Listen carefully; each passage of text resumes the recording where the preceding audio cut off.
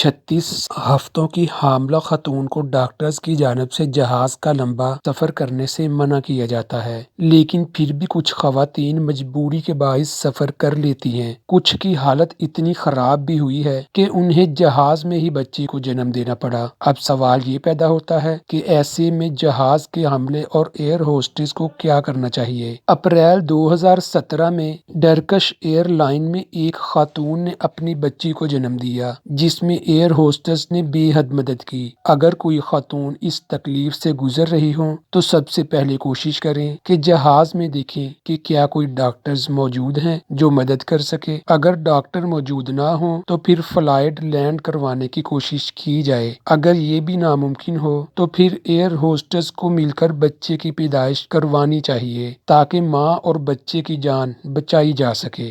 جہاز میں بچے کی پیدائش کافی بڑا خطرہ سمجھا جاتا ہے کیونکہ آپ کو کوئی بھی ناگہانی صورت پیش آ سکتی ہے، لہذا اپنے حواسوں پر قابو رکھنا انتہائی ضروری ہے۔ بچے کی پیدائش ہونے کی صورت میں ایئر ہوسٹس کو فوری طور پر ماں کی حالت دیکھنی چاہیے۔ اگر حالت زیادہ خراب ہو اور معاملہ سنگین لگ رہا ہو تو پائلٹ سے فوراً لینڈنگ کی بات کر کے کنٹرول ٹاور کو اطلاع دینی چاہیے تاکہ بچے اور ماں کی جان بچائی جا سکے۔